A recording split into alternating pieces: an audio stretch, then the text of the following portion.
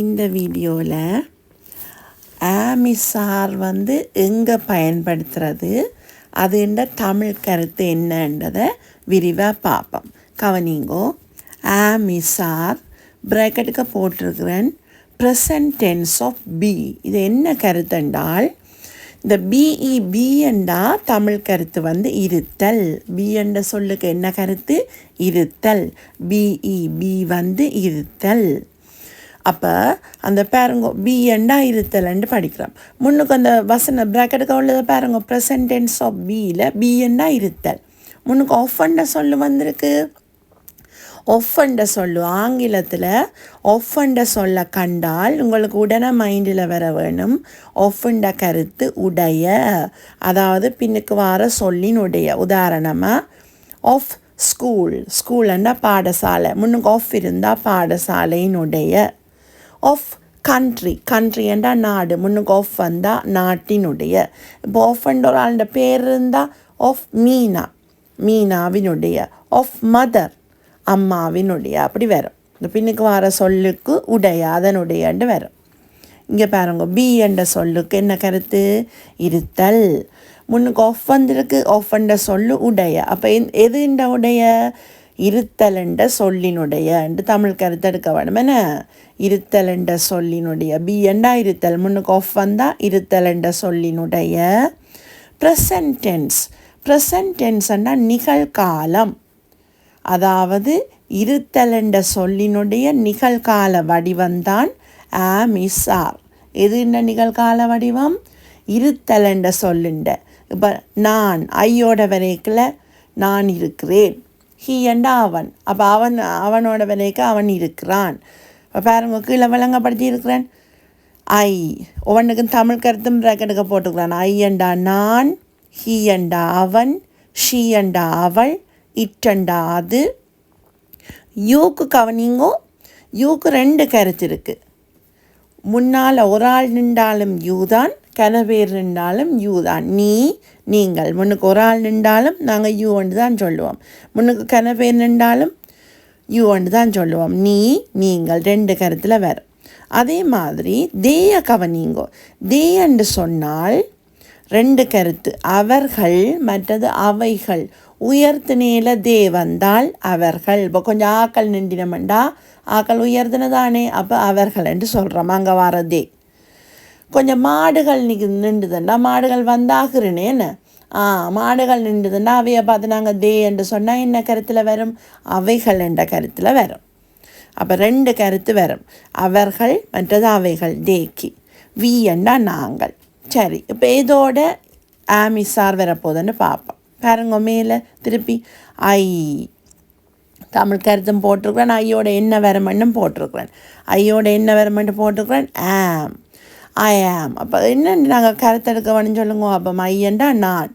அப்போ ஆம் எது இந்த நிகழ்கால வடிவம் என்று படித்து நாங்கள் ஆமிசார் இருத்தல் என்ற சொல்லுண்ட நிகழ்கால வடிவம். அப்போ ஐ ஆம் நான் இருக்கிறேன். ஓகே. ஹீ அவன். ஹீயோட இஸ் வருது. அப்போ அதுக்கு என்ன இருத்தல் என்ற சொல்லுண்ட நிகழ்கால வடிவம் தானே. அவன் இருக்கிறான். ஷீ இஸ் அவள் இருக்கிறாள். இட் இஸ் அது இருக்கிறது. யூ நீங்கள் இருக்கிறீர்கள் அல்லது நீ இருக்கிறாய். ஒரு மேலையும் பன்மேலையும். என்ன அடுத்தது? தேயா அவர்கள் இருக்கிறார்கள் அல்லது ஆகிற நிலை வரைக்கும் அவைகள் இருக்கின்றன.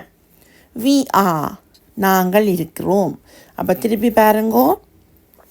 ப்ரெசன்ட் டென்ஸ் ஆஃப் பி, அதாவது ஆமிசாரண்டா என்ன அதுன்ற தமிழ் கருத்து? பி இருத்தல்.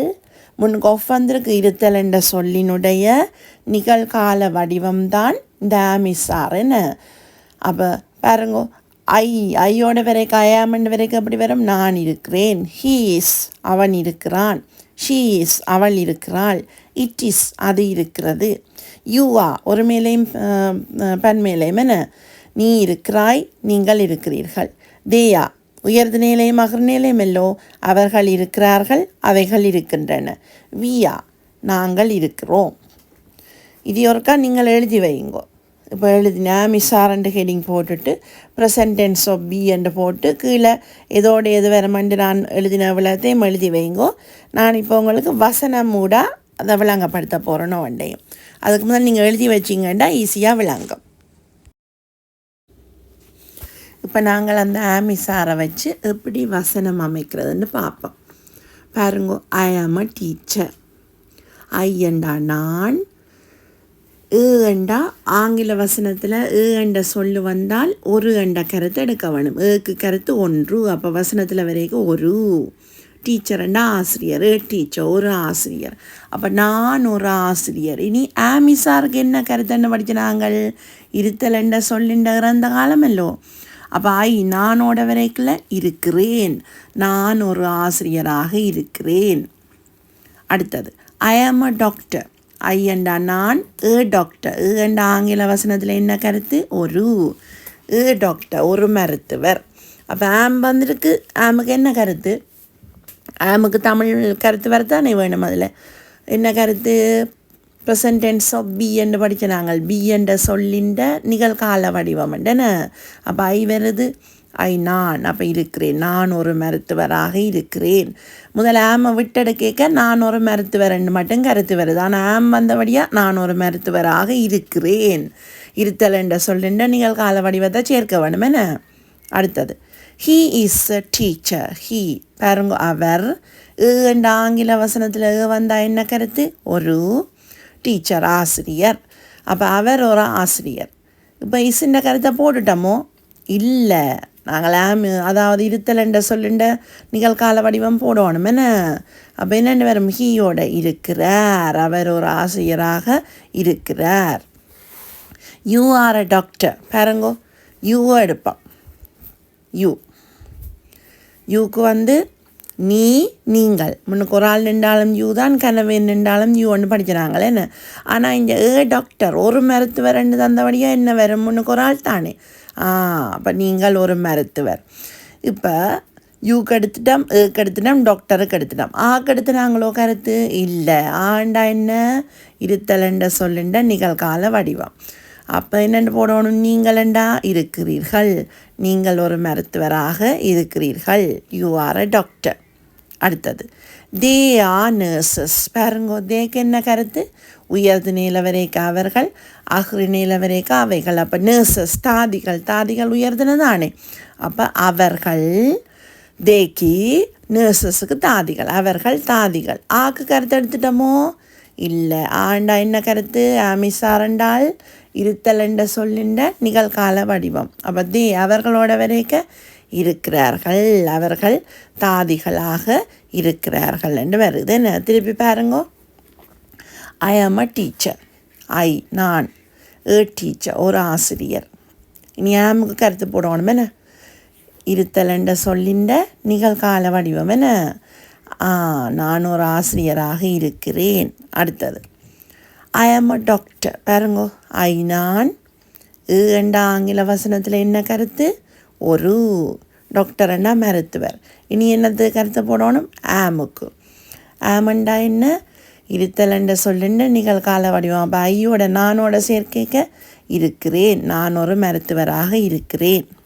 அடுத்தது he is a teacher. He அவர்.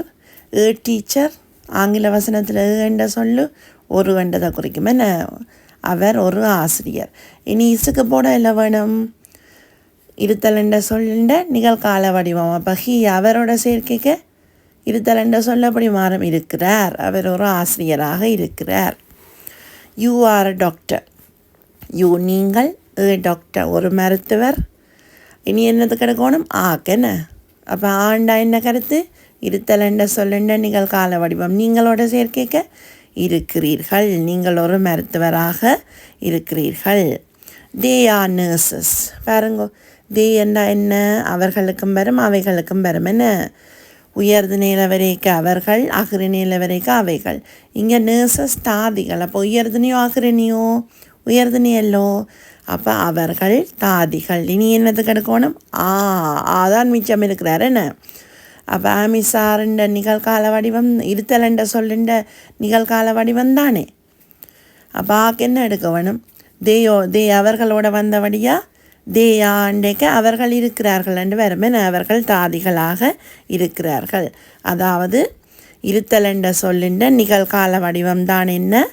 ஆமிசார் என்ன சேர்ற இதை பொறுத்து வரும். இப்போ நான் ஐயோட சேர்ந்தா இருக்கிறேன், ஹீயோட சேர்ந்தா ஹீ அவர் இருக்கிறார், அப்படி வரும். என்ன சேர்ற இதை பொறுத்து எடுக்க வேணும் கருத்து. இன்னும் கொஞ்சம் வசனங்களோட நாங்கள் பார்ப்போம் அதை. ஐ ஆம் அ ஃபோட்டோகிராஃபர். பாருங்க, நான் ஏண்டா ஒரு ஃபோட்டோகிராஃபர்ண்டா புகைப்பட கலைஞன். அப்போ ஐயுக்கு கருத்து எடுத்துட்டோம், ஏக்கு கருத்து எடுத்துட்டோம், ஃபோட்டோகிராஃபருக்கு எடுத்துட்டோம். மிச்சம் உள்ளது என்ன? ஆமுக்கு கருத்து எடுக்கணும். என்ன ஆமிசார்ன்ற கருத்து என்ன? இருத்தல் என்ற சொல்லின்ற நிகழ்கால வடிவம். அப்போ நானோட சேரேக்க இருத்தல் என்ற சொல்லு இருக்கிறேன் என்று வரும். என்ன நான் ஒரு புகைப்பட கலைஞராக இருக்கிறேன். He is a farmer. He and அவர், ஏண்டா ஒரு, ஃபார்மர்ண்டா கமக்காரன். என்ன அப்போ அவர் ஒரு கமக்காரன். ஹீக்கு கருத்து எடுத்துட்டோம், ஏக்கு கருத்து எடுத்துட்டோம், ஃபார்மருக்கு எடுத்துட்டோம். மிச்சம் உள்ளது இஸ்ஸு கருத்து எடுக்கத்தானே வேணும். அப்போ இது இந்த நிகழ்கால வடிவம் இருத்தல் என்ற சொல்லுன்ற நிகழ்கால வடிவம் தானே இஸ்.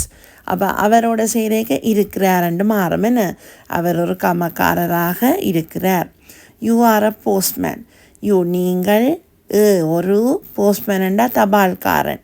அப்போ நீங்கள் ஒரு தபால்காரன் வருது. நீ என்னது கருத்து எடுக்கணும்? யூக்கு எடுத்துட்டோம், ஏக்கு எடுத்துட்டோம், போஸ்ட்மேனுக்கு எடுத்துட்டோம். மிச்சம் உள்ளது என்ற சொல்லுன்னு. அப்போ ஆமிசாருக்கு என்ன கருத்து? இருத்தல் என்ற சொல்லுன்ற நிகழ்கால வடிவம். அப்போ நீங்கள் என்று சேரேக்க இருக்கிறீர்கள். நீங்கள் ஒரு தபால்காரராக இருக்கிறீர்கள்.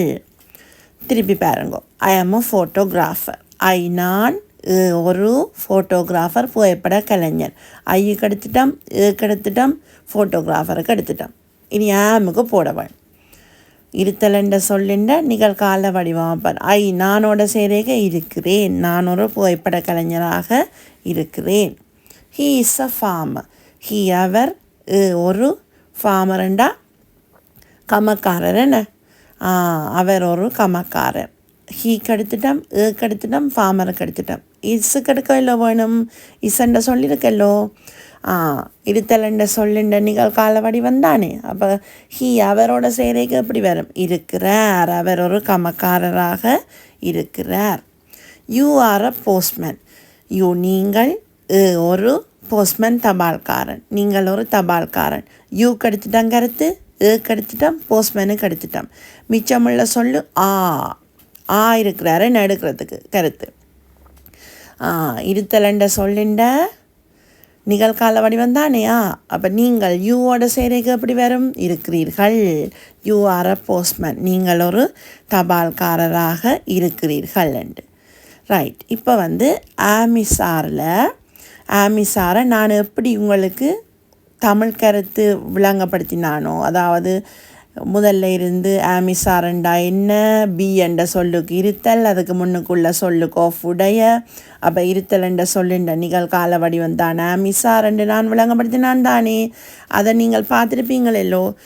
நான் எப்படி அது விளங்கப்படுத்தி அதுக்கு பிறகு தந்த வசனங்கள் ஒன்றுன்ற தமிழ் கருத்து எப்படி விளங்கப்படுத்தினானோ அதே மாதிரி நீங்கள் முதல் என்ன செய்யுங்கோண்டா, அந்த ஆமிசார் நான் தந்த விளக்கத்தையும் எழுதி அதுக்கு பிறகு தந்த வசனங்களையும் எழுதுங்கோ. சரியோ? ஆமிசார் என்ற ஹெட்டிங் போட்டு நான் உங்களுக்கு விளங்கப்படுத்தினானோ. இதோட ஆம்பரம், இதோட ஈஸ்வரம், இதோட ஆவரமண்டோ ஒன்றுக்கும் தமிழ் கருத்தோட விளங்கப்படுத்தினானோ. அதை நீங்கள் எழுதி பிறகு தந்த வசனங்களையும் எழுதி போட்டு கொப்பியில் வச்சுக்கொண்டு நான் எப்படி விளங்கப்படுத்தினானோ அதே மாதிரி தமிழ் கருத்தோட நான் விளங்கப்படுத்தினதை அப்படியே கொப்பி பண்ணி நீங்கள் 3 தரம் சொல்லி பாருங்கோ. உங்களுக்கு நீங்களே திருப்பி சொல்லி விளங்கப்படுத்தி பாருங்கோ. அப்படி என்று சொன்னால் உங்களுக்கு இந்த செக்ஷனில் ஒரு டவுட்டுமே இருக்காது. என்னுடைய வீடியோவை சப்ஸ்கிரைப் பண்ணாதாக்கள் சப்ஸ்கிரைப் பண்ணி வச்சு தொடர்ந்து வர வீடியோக்களையும் வடிவாக படித்து பயனடைஞ்சு கொள்ளுங்கோ.